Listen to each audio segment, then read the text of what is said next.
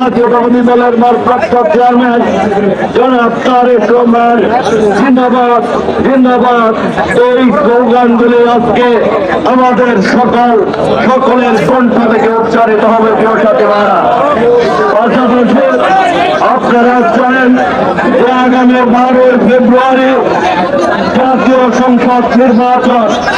সেই নির্বাচনকে সামনে রেখে অনেক রাজনৈতিক দল নানান সহায়তা করে এবং তালবাহানা শুরু করেছে, যাতে করে আমাদের মধ্য থেকে কোন উস্কানিমূলক বক্তব্য, উস্কানিমূলক স্লোগান বা উস্কানিমূলক আচরণ কেউ না করে সেদিকে আমাদের সতর্ক দৃষ্টি রাখতে হবে এবং মিছিলকে অত্যন্ত শৃঙ্খলার সহ সুশৃঙ্খল ভাবে আমরা যাতে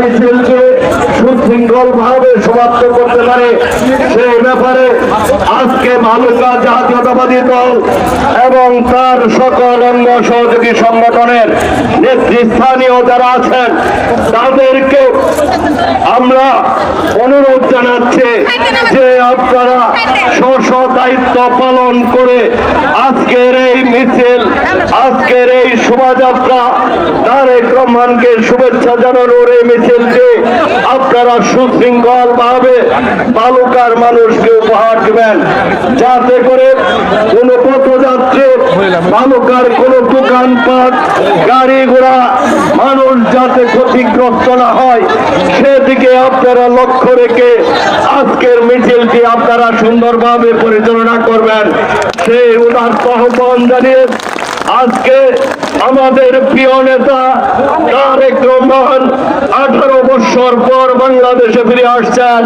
সেই নেতাকে শুভেচ্ছা জানানোর জন্য ভালুকা উপজেলা বিএনপি, ভালুকা পৌর বিএনপি, সকল ইউনিয়ন ওয়ার্ড বিএনপি ও সকল অঙ্গ সংগঠনের পক্ষ থেকে আজকের এই শুভেচ্ছা মিছিলের এখানে শুভ উদ্বোধন ঘোষণা করছে।